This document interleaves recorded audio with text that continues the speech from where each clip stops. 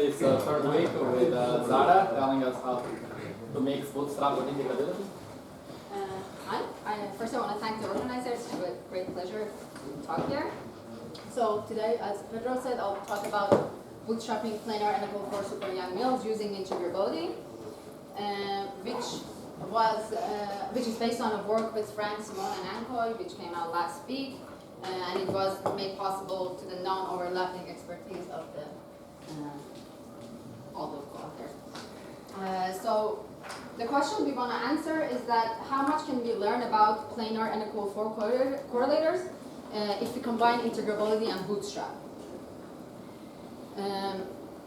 Specifically, what we are interested is using single trace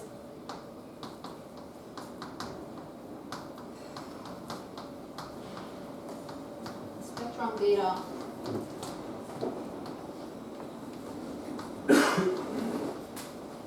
coming from integrability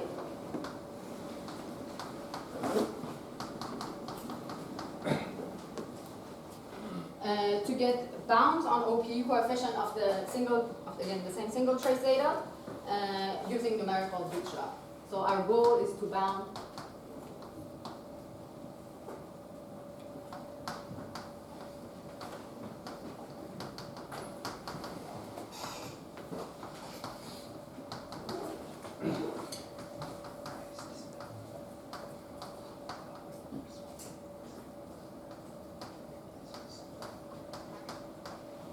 using numerical bootstrap.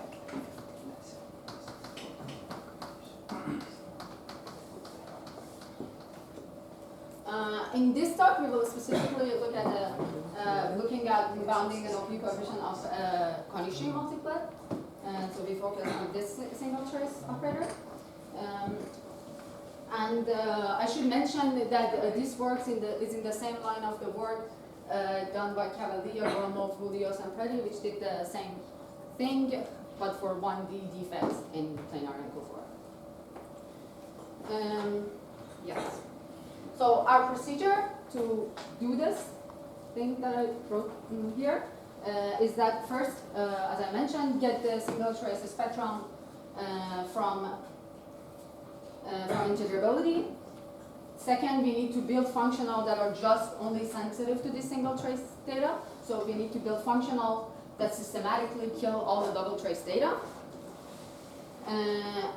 And be able to write the OP in terms of only single trace data. And then third, we can use this built functional to numerically bootstrap and get bounds on the OP coefficient. Okay, so along this line, our outline is the following. First, we're gonna review what correlator we're looking at and its OP, the planar limit. Second, we're going to build our menu of dispersive functional, which kill the double traces, and it's what's going to go in the numerical bootstrap. So we're going to build them, we're going to review their characteristics. Third, we're going to set up our optimization problem, and then review the data which we got from integrability, and then we're going to use all these ingredients to numerically bootstrap and give the bounds, and I'll review the bounds that we get for you for the last part. Okay. So let's review the correlator. We are interested in the planar limit. So we are in the limit that n is strictly infinity, but tooth coupling is finite. So in this regime, we're interested in this regime because we have information in this regime from integrability. So explicitly, we're interested in the regime.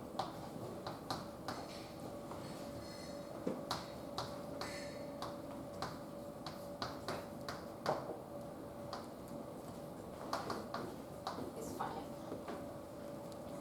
We will, in this talk, we will focus on two different G's. So we will look at G equals 0.1, which is weak coupling, and we can use perturbative calculation for both the anomalous dimension and OPE. This gives us some reference to compare the bound that we get with numerical bootstrap. Then we will look at some strongish coupling which we don't do, like our bounds would be, yeah, we wouldn't have anything to compare with, but it's like in the result. Yeah. So the correlator we're interested in is the correlator of force stress tensor, which thanks to supersymmetry we can write as a correlator of force scalar.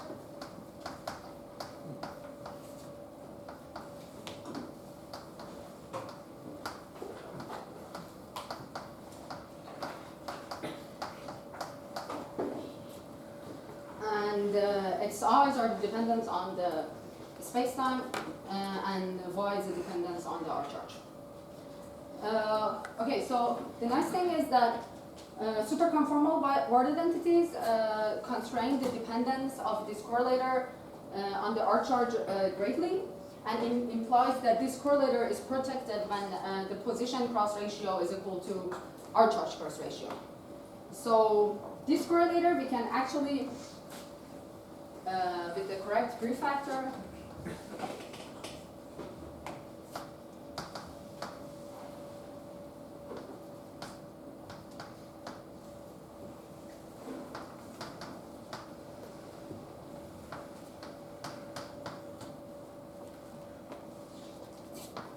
we can write as a 330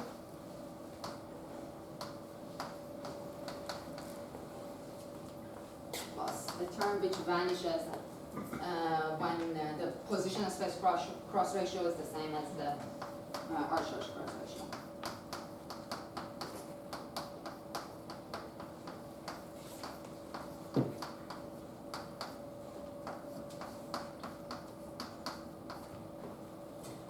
C here is just proportional to NC squared.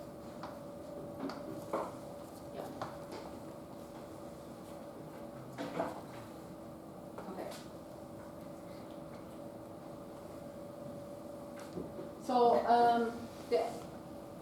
so what we will use from now on would be this reduced correlator, which is effectively like a correlator of four scalar primaries with dimension 4. And it can be shown that to satisfy nice properties that we would expect from a CSK correlator. So the nice property, I mean, most importantly for Bootstrap, it will satisfy crossing.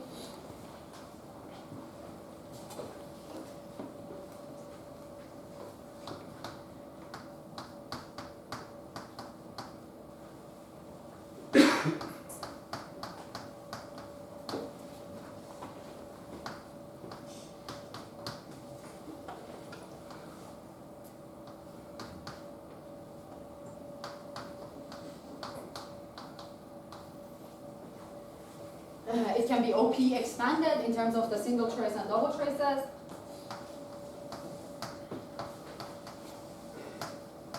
The reason that it's only single trace and double trace is that because we went strictly to planar limit, so we don't have higher traces. And the OP expansion, I can separate the protected part, which is the part that don't require any anomalous dimension, as I vary G. Are the same at all coupling. They're basically, BP states. Plus long states which require anomalous dimensions.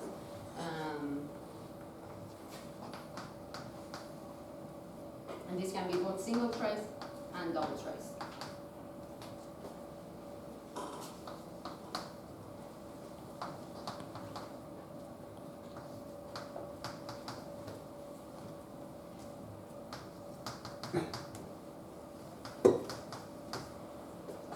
So this superscript n equal 4, it just means that, sorry. Yeah, this block is related to the usual block with the shift.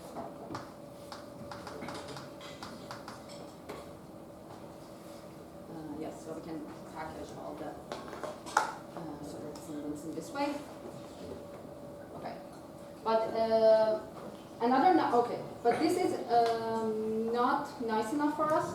But let me just mention one thing about this, is that this HUV does not include identity, because identity is just in the free theory part. So it might surprise you that we actually are able to use this in numerical bootstrap to get bound on the OP. But indeed, what's going to come to our help is the use of the protected part. So I just wanted to mention that. And then another nice property of HUV, which allows us to actually build our functionals, is that in the Reggie limit, it has nice behavior. It has better behavior than the usual correlator in CFD because of the supersymmetry. So basically, because we were able to factor out these for Z and Z bar, because the Reggie limit is just Z goes to infinity, Z bar goes to infinity, with Z and Z bar held fixed. So we can see that factoring out this Z to the fourth, the behavior of this HUV is much better than the actual correlator. And indeed, we can see that HUV, HUV goes as Z to the J star minus 4, which J star is the spin of the Reggie spin of the correlator, and we assume that the J star is smaller than 2. So this comes from the bound on chaos in the planar limit.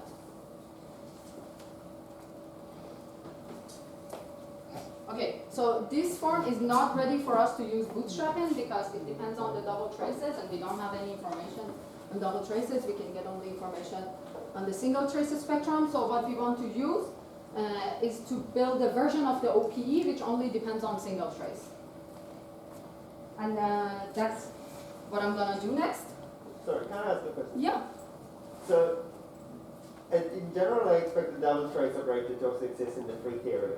So Right. would some of the operators kind of be split between these two terms? Exactly. That's the reason why we cannot use. For example, if it didn't show up in the free theory, we would have known that we have at least positivity under coefficient, and we could have used them for numerical bootstrap. But because their leading contribution appears in the free theory, and only the sub-leading contribution appear here, we don't have any positivity. So these lambdas are not quite your peak coefficient, but whatever exactly. is the 1 over n yeah, correction. 1 over n part. Exactly. Okay, thanks.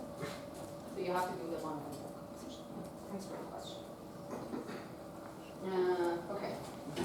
Okay, so now we want to build functionals that kill all these double traces and right. So is it 1 over n correction, which were in the strict anti-infinity limit? I'm sorry? So the 1 over n correction that we exactly in the anti-infinity planar? I actually working exactly planar. Oh yeah. And so, but you're keeping some 1 over n correction? No, I'm not. It's just all these 1 over n, all the 1 over n factors here. I'm looking at the trillable. I'm looking at this. I'm looking at the 1 over n correction. So in this SUV, there's no n.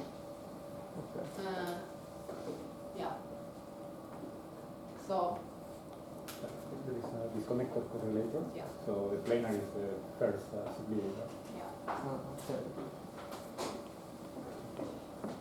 So I'm not keeping, like, n is strictly infinity.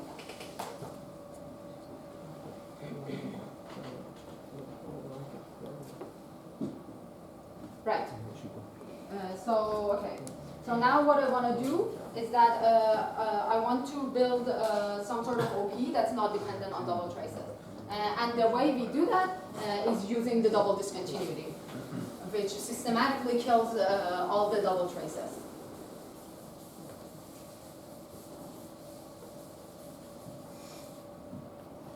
So, double discontinuity of a single block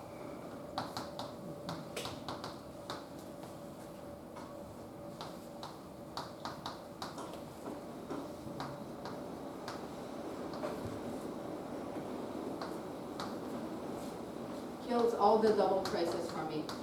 And this is done with this factor of sine squared, which we can see when the tau is equal to 2 delta phi plus 2m, which is the criteria for double trace.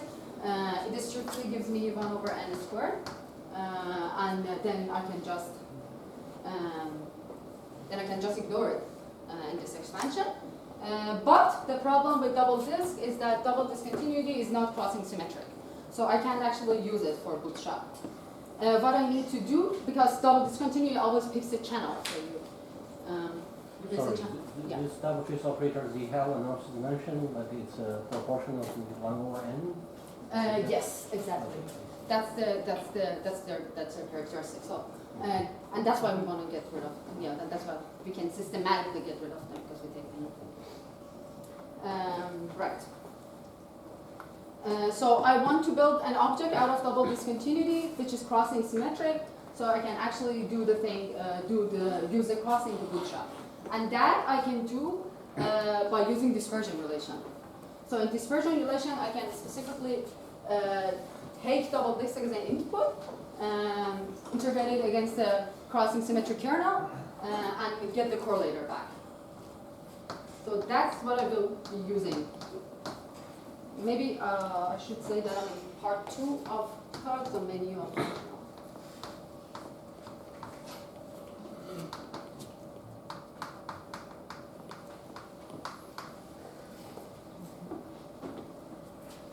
So yes. So the crossing symmetric reduced correlator we have, we can get it back by just integrating over a crossing symmetric kernel. And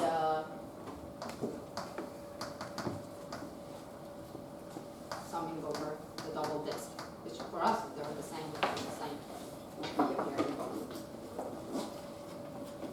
Okay, and then we can, since the double discontinuity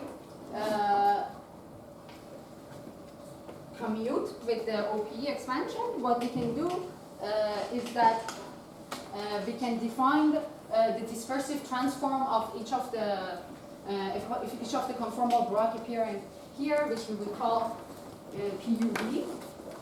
So if instead of this I have G delta JUV, I would have called it PUV.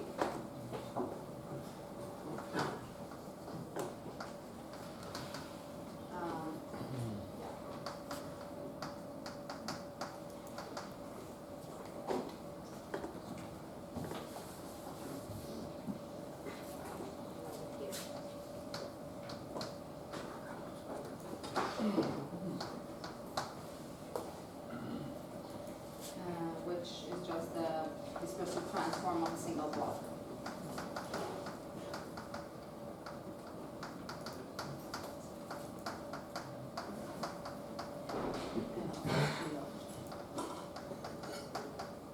So using this, we can write HUV as an OP expansion in which we only get single trace data for the long operator. So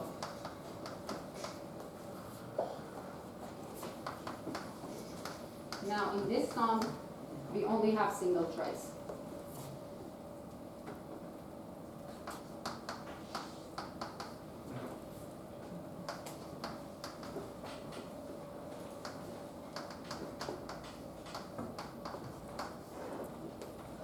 This H is strong. We know it.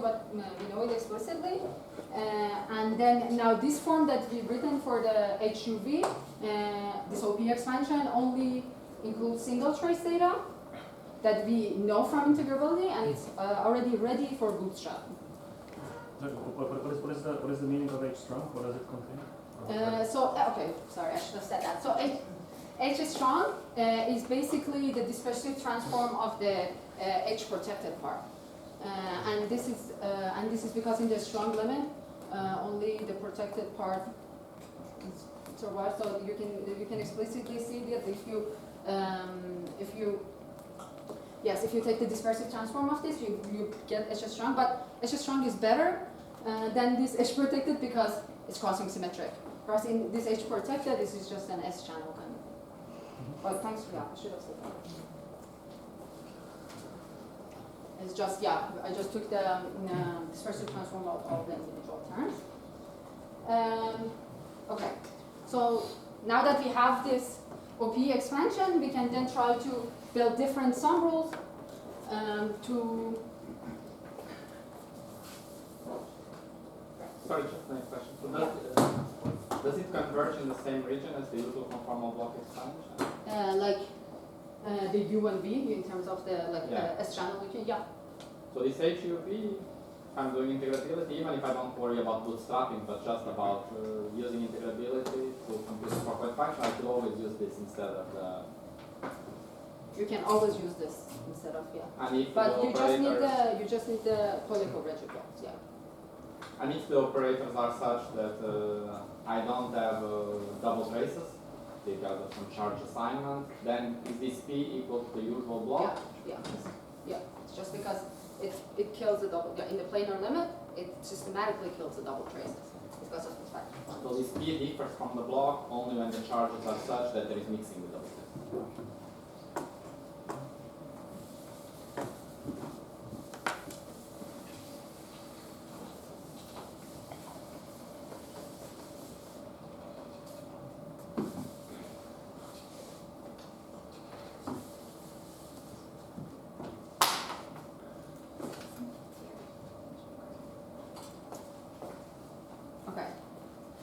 Okay, so the menu of functional we build and we use for Bootstrap contains 5 different sets.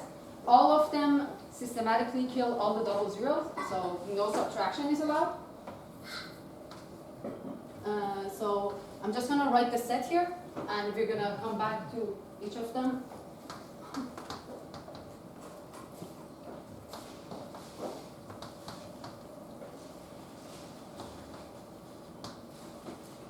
First, each of these functional act on. I mean, they can act on correlator. They can act on block.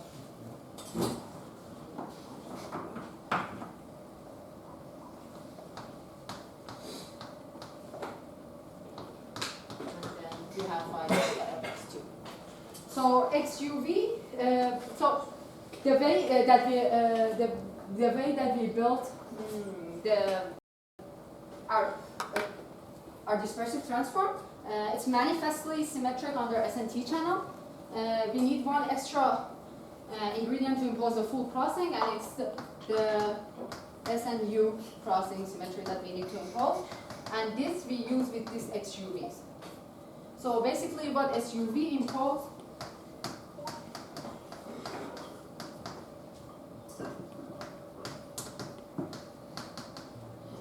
where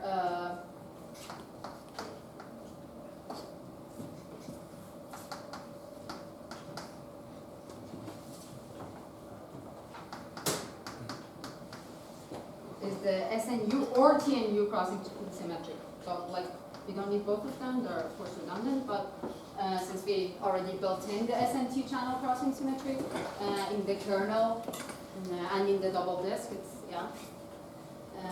we only need to impose SNU, and that's what XUV does for us.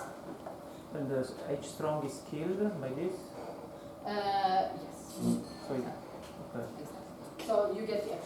You get a sum over the non-multiplet only if you actually write it out. Yeah. Yes, I mean I should write it down. I actually did this. Just wanna long delta J single trace is equal 0. Okay, that's the full statement of the. That's a full statement of the functional. So just a question. So at this point, we could even forget about your games with integrability and just use this equation to do numerical bootstrap. Yeah. Just using single traces. Yeah, but how do you get information on single traces? That's what we need bootstrap integrability. No, but I mean in the same spirit as what Leonardo was doing. Exactly. Right? If you want to just impose minimal assumption, yeah. You could now use this. Yeah. And the result would be the same as what they had, or they would be better? So we can. So it's different what Leonardo et al. Did, as far as I understand, because they don't specify G. But we can do bootstrap with minimum assumption with just this functional and imposing some twist gap and stuff. We compare this with what we get from integrability, and we do indeed see that integrability adds value. So if you input data about single traces, you just get better bounds. So I think your level does finite n, right? I don't think it does Gaussian. So this spectrum is much.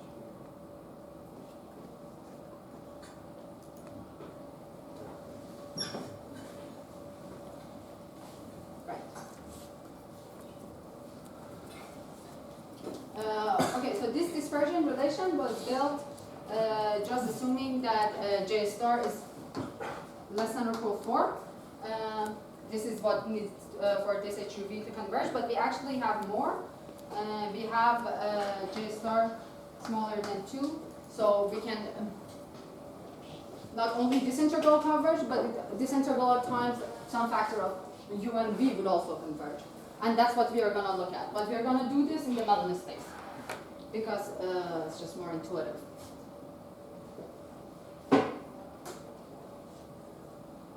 So, okay. This Sorry. Can you go to evaluate these XUV in terms of hypergeometric bound, in terms of... like a closed form? Yeah. I mean, in terms of hypergeometry, I don't know. But, Just use. yes. We do have that. We do have XUV as a, yeah. Okay. So that's a good question.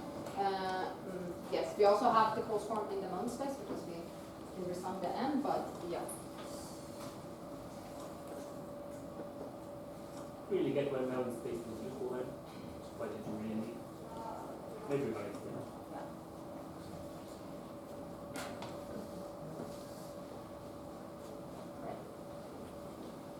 Sorry, XST we can get a closed form. XUV I think is numerical integration still.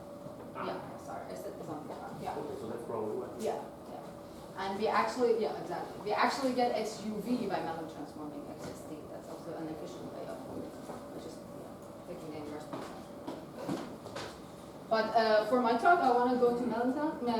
So first of all, another reason that you might look at not just position space and Mellon space as well is because, okay, they are dependent to each other, but they're infinite linear combination of each other. So when you're doing finite linear combination, which is what you need to do for numerical bootstrap, you cannot really say, oh, I'll only include one and it's going to be enough. Because so that's the basic reason that we use everything that we get, everything we can have.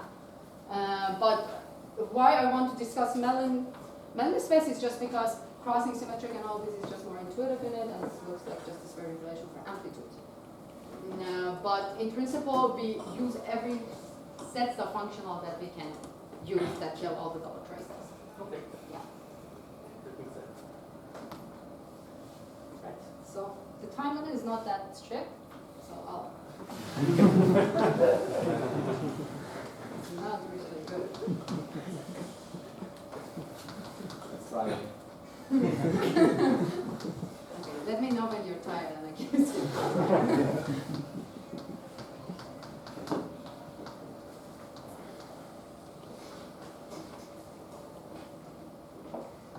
So I'll just write the form of the Mellon transform. Just have it on the board.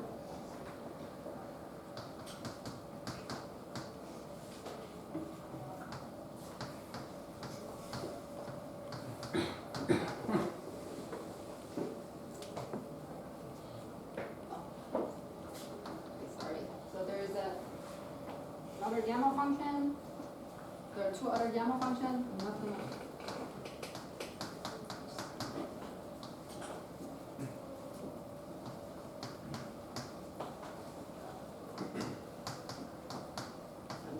So that's how we get our Mellon amplitude. So the Mellon amplitude, according to the S channel, with the assumption that the same set of operators appear in the S channel and the T channel, which is the case for us, has the following pole structure. So MST can be written sum over all operators with this residue of the pole.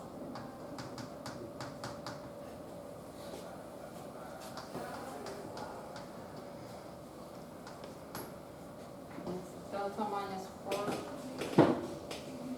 plus j minus 2m, and this delta, this shift in 4 comes from the supersymmetry that I said in the beginning that our blocks are shifted.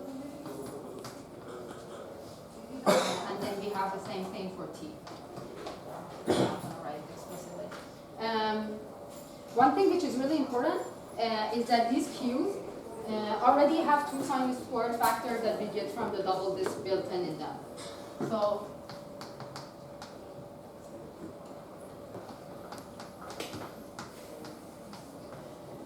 these Q's are already 0 on all the double traces. So the amplitude we get in the Melmer space is kind of ready for us to use in our numerical bootstrap. So let's just write some dispersion relation for them and impose crossing and some.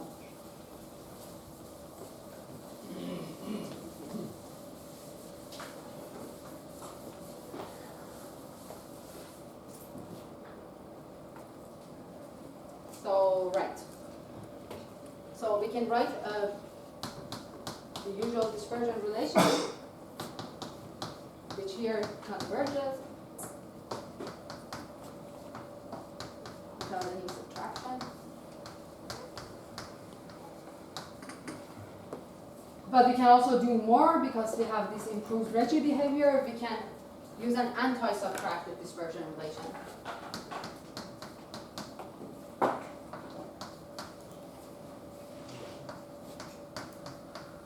Multiply this by some s prime and t prime, and I still get MSD, and I still get good behavior at large s and t, large s. Large s prime.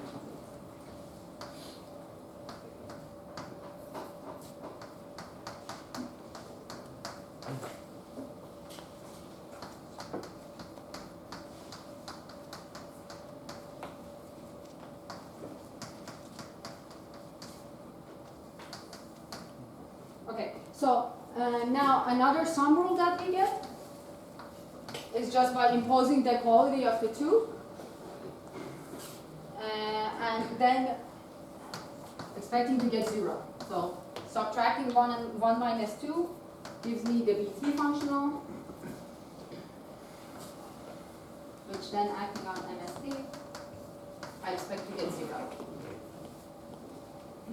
So that's how we get the BT.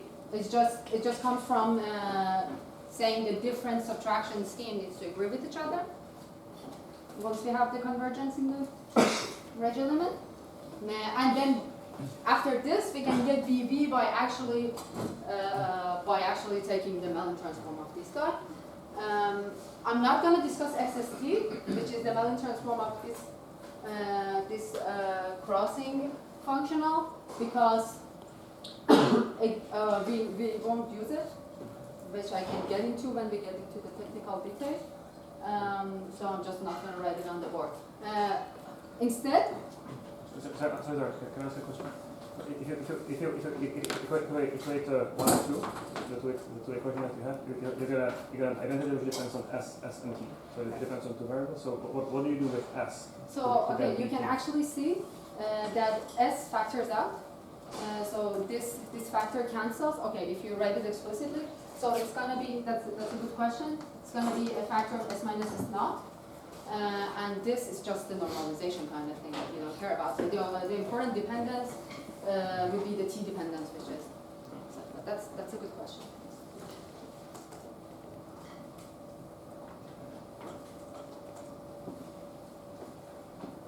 Okay. So let's build the projective functional, which are functional that we built specifically for this problem that we are looking at.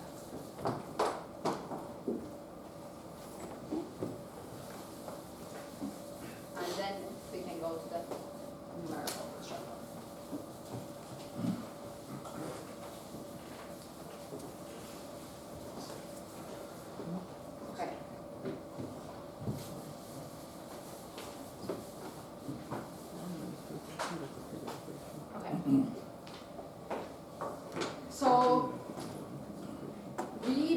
projection functionals by integrating the BT functional against some kernels.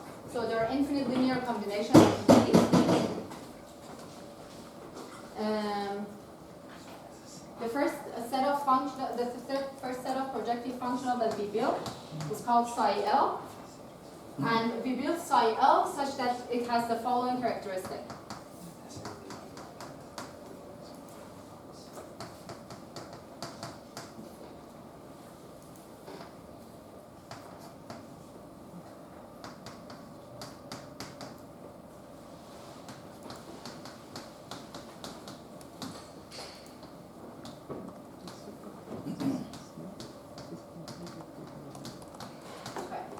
So what we want SYL to have is that it has single zeros on all we want it to have double zeros on all operator with L not equal J for twist 2. So if L not equal J for twist 2, we always get double zeros.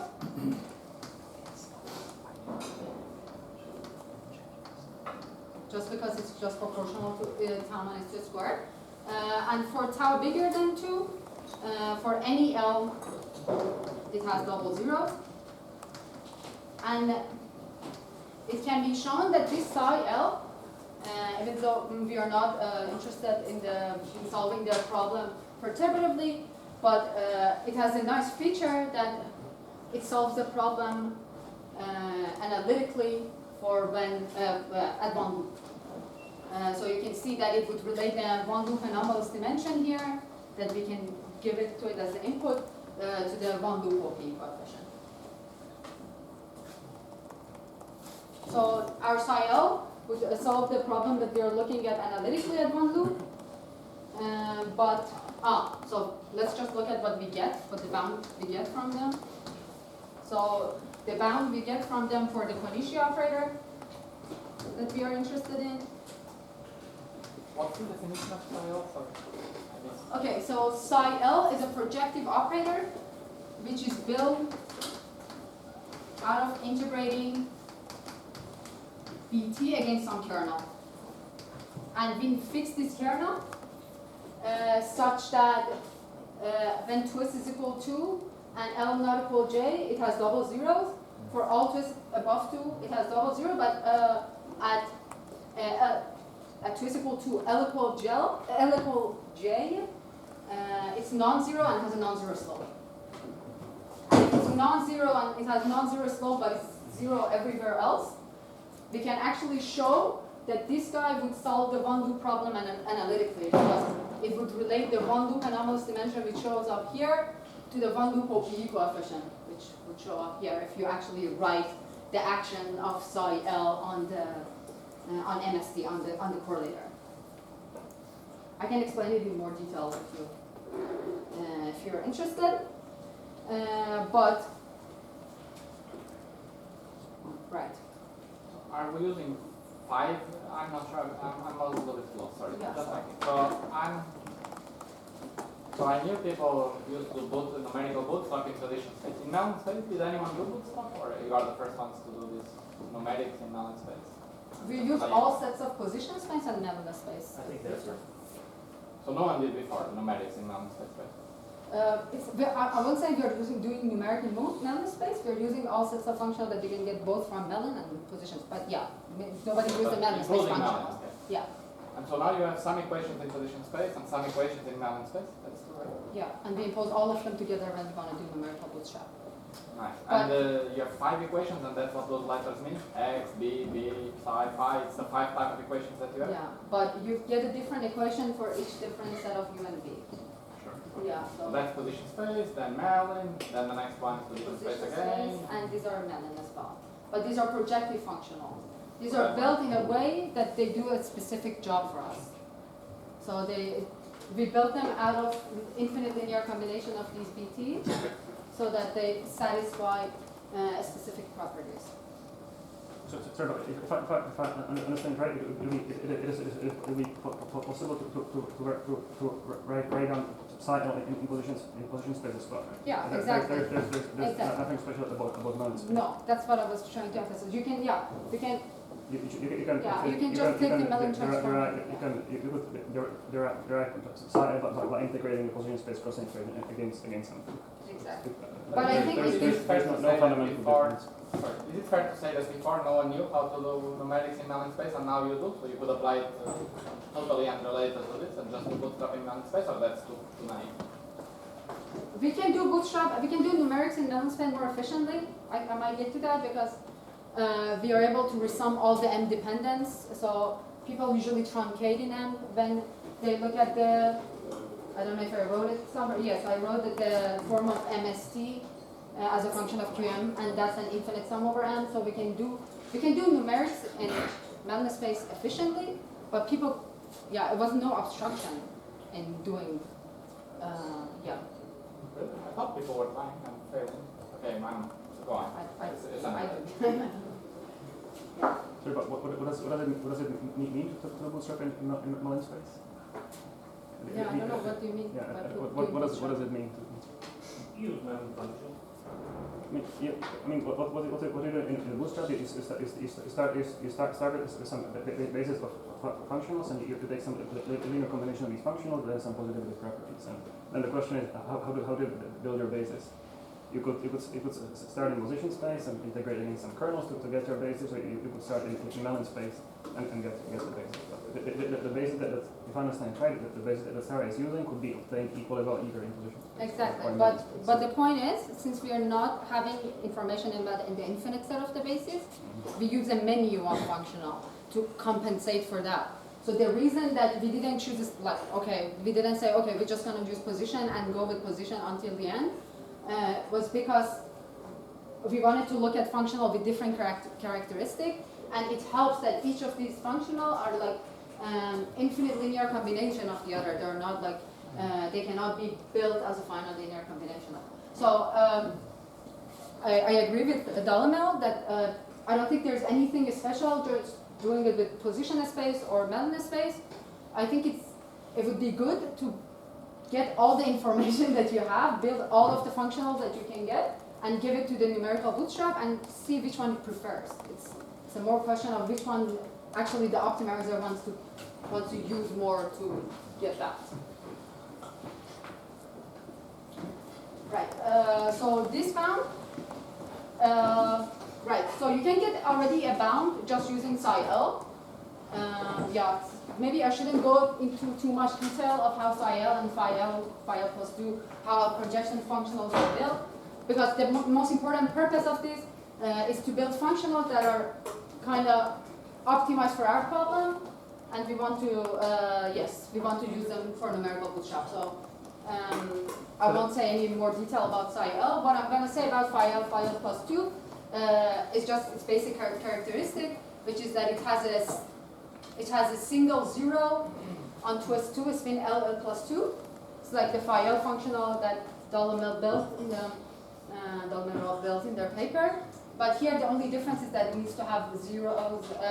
It needs to have zeros on 2, not 1. It cannot have double zeros on all other except 1. It can have double zeros on all other except 2. So I want to emphasize that. Yeah, and that's because of the complication we have. So it's almost like phi L that Dalamel built, but there's this additional dependence on L plus 2. And one last comment I want to say is that using psi L and phi L plus 2 alone, you can solve the one loop problem analytically. So you can give an anomalous dimension of Cauchy to phi L and read all the other anomalous dimension, which is very nice. And then you can use the anomalous dimension of each of these guys to read their OP coefficient. So one loop OP coefficient and anomalous dimension can be fixed just by using these two analytically.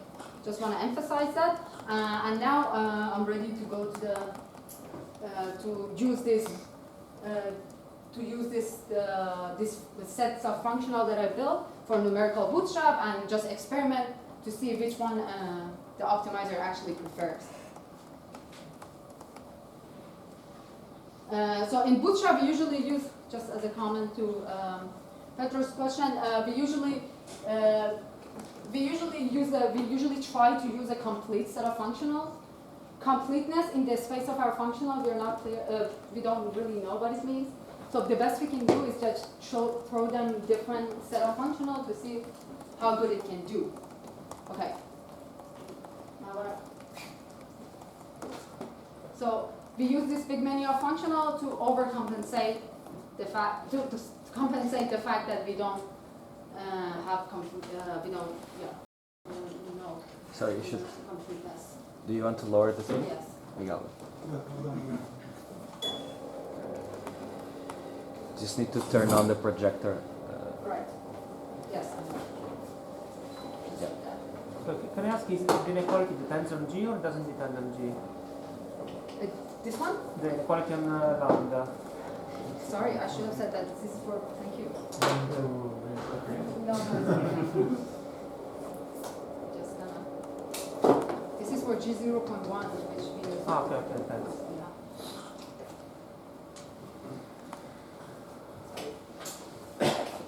Oh, okay. One thing I wanted to say before going to Numerical Bootstrap was our Numerical Bootstrap setup. I didn't get time to say that, but I have a slide prepared for that, so I'll just go over that slide if you don't mind. But before we forget about psi-L and phi-L equals 2, I want to show you how they look like. Because the way we built psi-L, we didn't really impose any positivity on them. We just asked where the zeros and double zeros to be. But at the end, we saw that these psi-L functional are actually very good for numerical bootstrap because they are asymptotically positive. So they are positive in all region in tau and J, except the compact region in tau. For smaller than 2 for J equals 0, that they might not be positive. So are they positive everywhere above twist 2? They're positive everywhere above twist 2, and all J. So, but for twist 2, for single J, yeah, exactly. That's why it's compact. So this is gonna be very helpful for numerical bootstrap because it's gonna help us to impose asymptotic positiveness. In the region that we don't have good control over. So including a few of those is gonna help the numeric stat log. So this as a function of twist, you can see that it's always positive for all the spin except spin L. I just plotted size 0, so I'm 0 first. Okay. So our spectrum assumption. So the spectrum, for the perturbative coupling, we use the loop expansion. We use the loop expansion up to 5 loop to get the single choice data on the leading trajectory. We then use integrability to get the largest spin gap, and we impose the largest spin gap to spin 2, which is a very conservative assumption because the spin 2 gap is going to be bigger than. Yes, the spin 2 gap is going to be bigger than the largest spin gap. And for the spin 0, however, we again use the data from integrability. So this is our spectral assumption. So where we impose positivity is on this single trace operator on the leading trajectory. And we put positivity on a window around each of these single trace operators.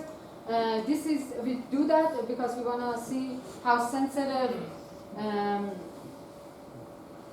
the problem is to the actual position of the single trace data. So how much are we dependent on the integrability data? And above continuum, we choose a grid and we impose positivity everywhere in that grid. Right. Sorry, so what is this gap? So this gap is the gap between the first single trace, the first leading trajectory single trace data and the sub-leading trajectory single trace data. So, right. Okay, I think what's confusing here, that is that I didn't pose the linear optimization problem, and I just went to the spectral assumption that we use for that. So let me actually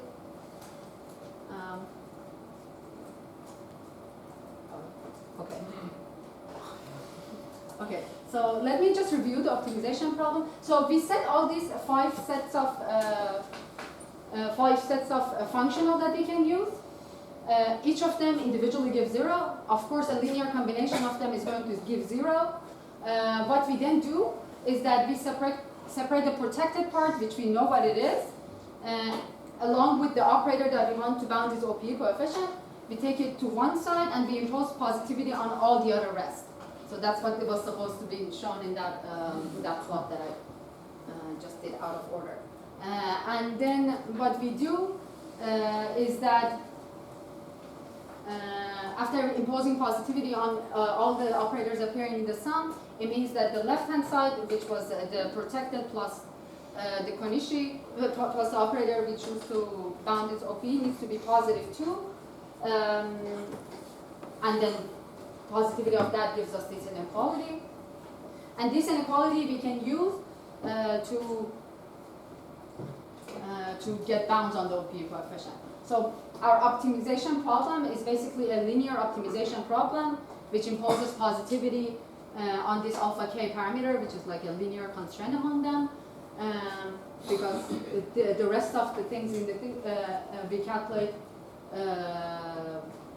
calculate numerically, and we use positivity of lambda squared. So our optimization problem is that maximize W protected such that you get the action of the functional equal to 1 on the operator you wish to get its OPE. And depending on whether we are interested in the upper bound or the lower bound, this can be +1 or -1. Can I just ask a question about the basis of functionals that you're using? So are you also putting B2 hat, for example, in your basis?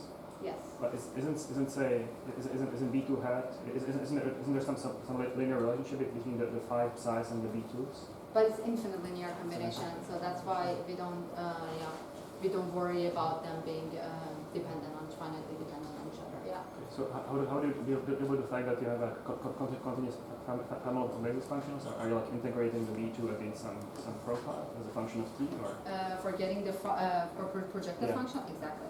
No, I mean when you do the numerics, what do you do with the B2? Are you integrating over some function of t, and you're optimizing the function of t, or? Oh, in terms of the numerical implementation of the problem. Okay.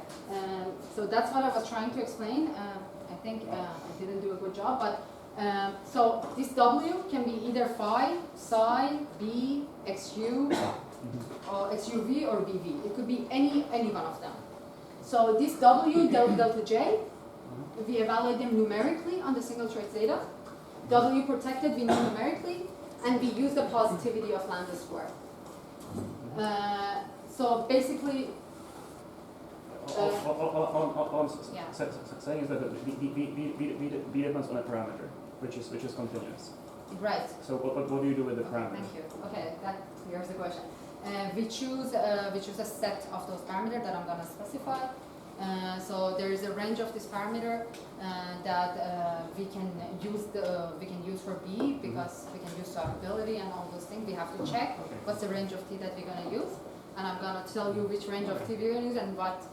Okay, cool. So you actually are doing the bootstrap in Mellin space, in spite of what I was saying before. But no, we choose different U and V's as well. Right. So but you use a basis which is defined by Mellin space. By Mellin, you fix the value of T, so you fix the position in Mellin space. But we fix the value of, okay, we can discuss this, but we can, that's fine. It's getting a bit technical. Maybe. But we fix the value of x in U and V, and also that, like, we give all of these sets to, maybe I've just misunderstood. When I say we use all the functional that we have, it's that like for f, we can have all these functional for different values of the variable they depend on. Each T gives us a different functional that we can use in the numerical bootstrap. So Imposing positivity on each of the single trace data. We can prove the following inequality, and we can maximize one side of the inequality to get bound on the other side. That's basically what we do. But in order to find out what operators we need to impose positivity on, right? We need integrability. We need quantum spectral pair. And that's the plot I was showing before, which I'm going to go back to. It's just to find out what operators are in the spectrum and what operators should be imposed. What operators should be imposed positivity on. So the operator we impose positivity on is the leading trajectory single trace data. This line is the gap between the subleading single trace trajectory and the leading trajectory, and in this gap we don't impose anything. We impose positivity above in the continuum and on this leading trajectory, and windows around that. Windows around each operator.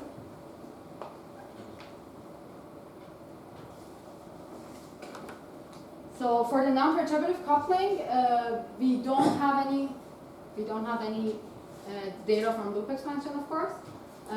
So what we do is that we use large spin expansion up to spin 12, and we show that if you use the right parameter, which is the conformal spin, this actually converges very well.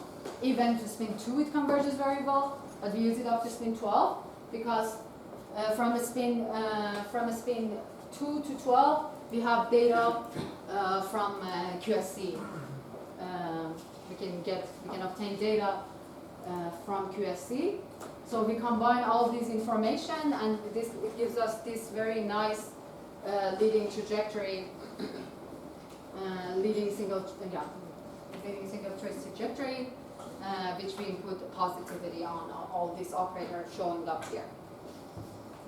Again, then we impose some gap, which is the gap between the leading single trace and subleading single trace. We get the spin 0 gap using QSC, and then we use largest spin gap up to spin 2, which is again very conservative assumption because the actual gap you can kind of see from this curve is going to be higher. So we impose positivity in a region that we don't need to impose, but this would assure the rigor of our bound. It might make it less optimal, but it would assure the rigor of it. Can I ask something? Yeah. So from the quantum spectral curve, in principle, you can get quite a few operators for each spin, no? Could you not impose then the next operator and then a gap and so on, like they did? So we would go up until here?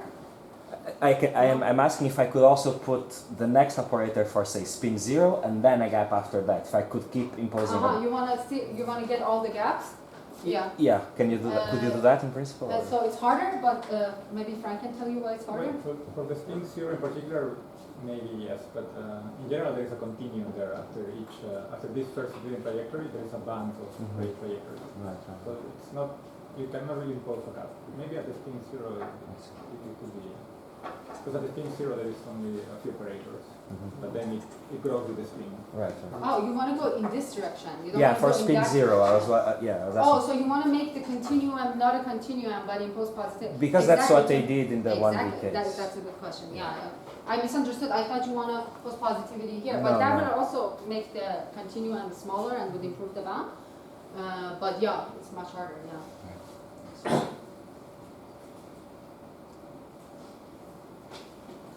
Okay. So with all this spectral assumption, now let's see what we get using numerical bootstrap for the perturbative coupling. For the perturbative coupling, we first look at a toy problem with only phi and psi, which analytically solve the one loop problem. We see that our optimized functional is really saturated by psi and it's barely using phi. And the bound we get for the Konishi at this value is 3.0.2 to be compared with this 3.0.3, which you can see that it's not hugely improved. So yeah, psi L and so on was doing a good job, but what we can do is that we can keep adding more functional to see if we see anything different. And indeed, we see that if we add more functionals, as I was trying to argue before, that it helps to have a big menu of functional. We can find an optimized functional which is very non-trivial, and it does not look like psi at all. So it tends to put zeros on the first few operators. So this, I should mention that this is the functional plotted as a function of a spin for the leading twist family. So this is only the leading twist. The menu of the functional we use is 4 different phi L1, 2, 5 different BTs for T between 4 and 6. We just the grid and choose, and then we use 10 different X in U and V above the S and U crossing symmetric line, so that we don't have redundancy. Right. And that's the result we get. So each of these curves is the contribution of each of the functionals mentioned here to the actual optimized functional. So you see that the optimized functional is doing a very non-trivial job to become less than all of them. Right. So that's the optimized functional we get for the 0.1. We can actually do more than 20 functional. We can do 40 functional, and we see that our bounds improves really slightly, but this is to be compared with the 5-loop result, which is really close to this. So even it changes very slightly, I think by adding more functional, we can actually saturate this bound if we get better at this game of adding functional. So I'm going to tell you about the obstruction of adding the functional, but basically the obstruction is that if we add more functional, we need to keep improving the grid in the continuum limit to get bounds which are physical. Does one loop do? One loop is actually pretty bad, 0.293. So we get 293? Yeah. That's I mean, compared to what we get, we get like a rigorous. No. It's already a good approximation. Yeah. So I mean, if it's two loops, probably you get 3 digits of it. Yeah. So this, the bound we get, you can actually see it's like a 3-loop result, the bound that we get for with 20 functional. But that doesn't mean anything. It's just the coincidence that this happens to be the exactly 3-loop result. But you see that if you add more functional, you can keep coming down. But you have to do it in a way that you make sure that your bound is rigorous. So you have to make sure that you impose positivity in all the regions, and that's the hard part. Okay, so now that we got familiar with what we need to do, and we did our game with 0.1, we can actually go to where it's more interesting, the strongish coupling. And use the spectral assumption that I discussed to bootstrap the theory at 0.3. So with the same set of 40 functional that I gave here, a few psi's, b's, and pb's, and phi's, we get this optimized functional that, again, it likes to put zeros on the first few leading trajectory operator. This is again plotted for the leading trajectory as a function of a spin, and this is the absolute value of the functional. I should mention that because it's obvious, but I should mention that because if it was not absolute value, you could not get this from the sum of these guys. And we can't. So yeah. And you see that it's not saturated, the behavior of it is not similar to any of the individual functional, so the optimizer is doing a non-trivial job. So the bound we get for this value of the coupling with 20 functional, I coded as here in the first line to be 0.300, and we can improve it to 0.299 in a rigorous way.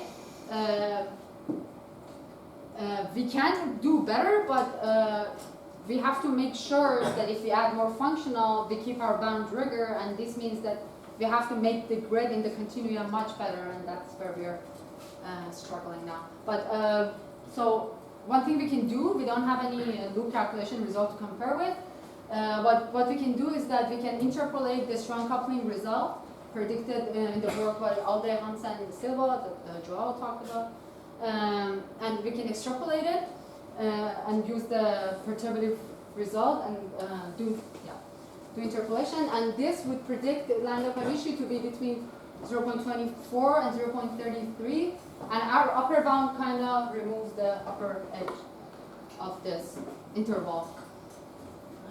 So yes, and it's consistent with what's predicted from low energy, from weak coupling and strong coupling interpolation.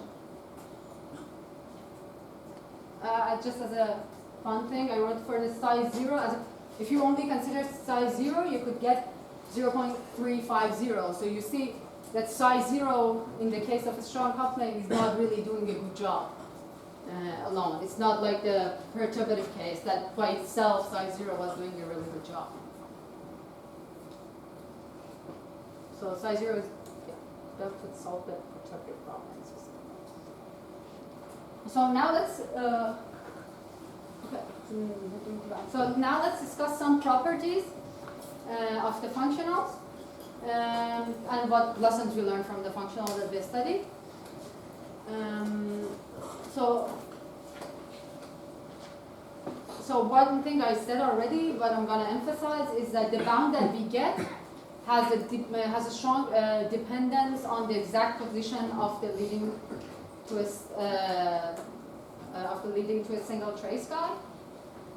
If the window we include around the operator does not include the operator, we can actually rule out the theory. So it's very important that we include the actual operator in the window, when impose positivity on the actual operator, on the actual single. So that's why we depend on the result from the integrability, and this fact that I just mentioned, that it's important to include the actual operator, we can see in this plot. So in this plot, I'm varying the lower end of the window that I just showed, and you see that if my window includes the actual operator, the bound is very stable.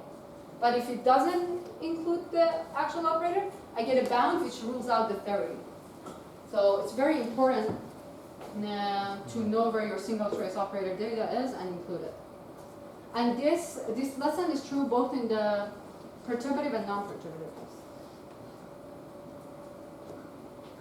Another property is that the bound, however, even though it depends on the single trace and the leading to a single trace data, really doesn't depend on the gap. So we cannot make it sensitive to the sub-leading twist, sub-leading trajectory. So if you vary the gap, you can see that your bound doesn't change at all. Another thing is that high spin and high twist data, so when you grid the continuum, you have to make sure that your continuum, and when you go to the high spin and high twist data, is tight enough to stabilize the bound.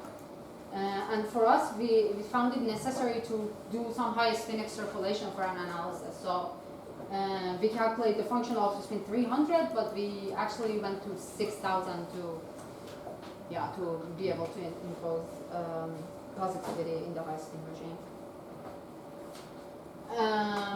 Another point is that our functional is quite stable against adding XUVs. And this is because XUVs was unsubtracted, we did zero subtraction, so they're not so sensitive to UV behavior. But it's not stable against adding more Bs. So the reason I don't go beyond 40 with adding more Bs to get my bounds improved is that I get more sensitivity to high twist data, and I have to find a way to control that sensitivity first to ensure positivity in that region, and then be able to go to those regimes, to be able to add more functional. Oh, this is power law. So,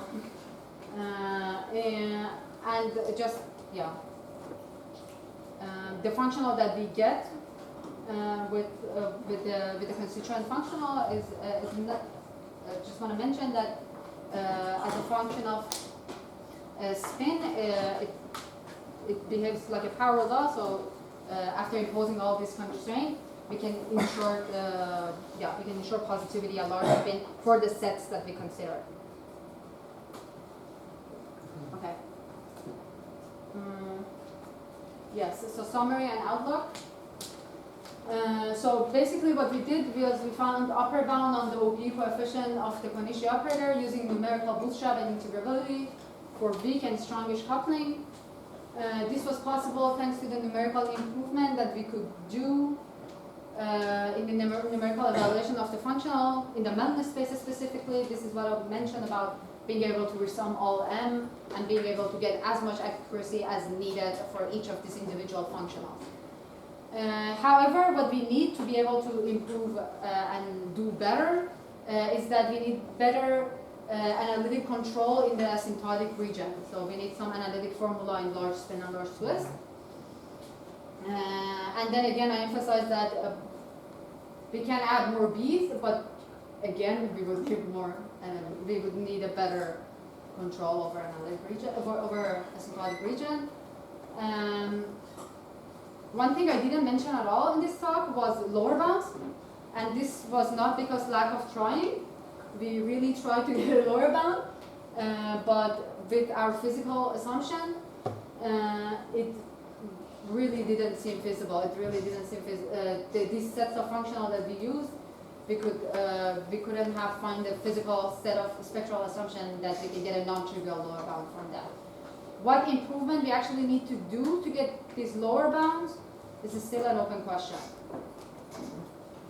And then one thing which could help improve the numerics is just going beyond linear optimization. We see that how going beyond linear optimization helped with derivative functional and the usual numerical bootstrap that people do. We believe that if we can actually go beyond linear optimization and find some approximation for the delta dependence of the dispersive functional, it could really help our numerics.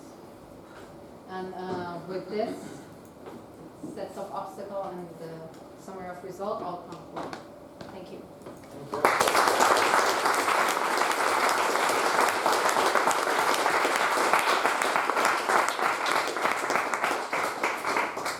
Questions? I have one quick question. Could you compare after you finish the bootstrap, can you compare the 4-point function with the perturbative 4-point function? The 4-point function, like, so use the... Because when you are at the bound, in principle you get the full 4-point function, right?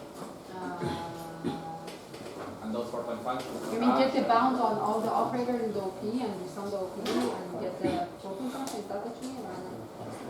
You maximize the coupling and you get some extremal function, right? Right. And from there you can read off the full correlator, right? Your full 4-point function, not just Konishi, but you get the full 4-point function. Am I wrong? No, we can't get an almost dimension for all the other operators. I don't know how to get full 4-point correlator from that. Okay. Then I think back. But we discover the spectrum though. What we get from our optimized functional is that we discover the operator here in the signature. So we discover some of the information we actually gave to it.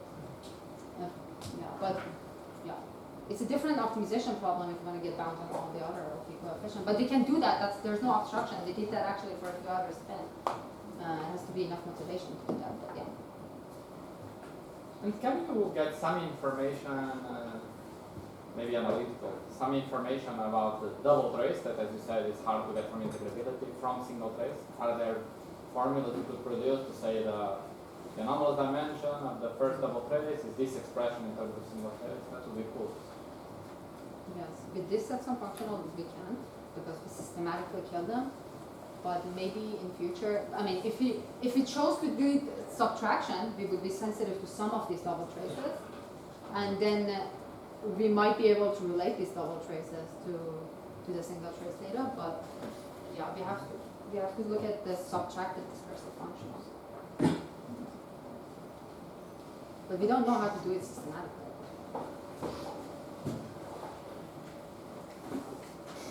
More questions? Sorry, can you go to higher deep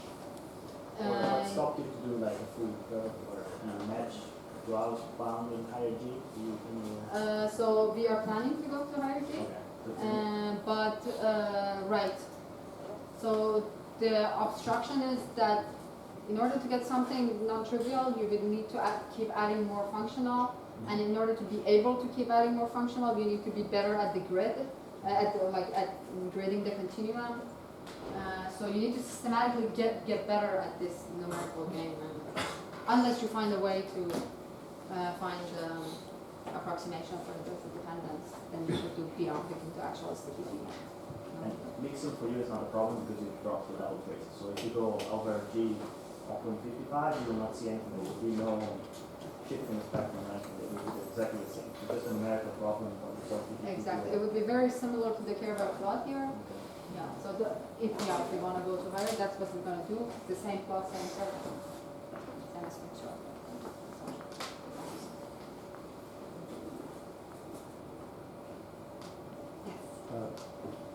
Is unitarity important for you? For example, as if you consider the theory I discussed yesterday, the gamma deformed chemical spore, you have again some data from quantum spectral curve.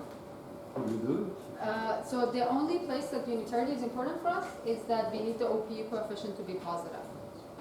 So the positivity, really exactly. So the positivity of OPU coefficient comes from unitarity. Because without that positivity, we can't really write that linear information.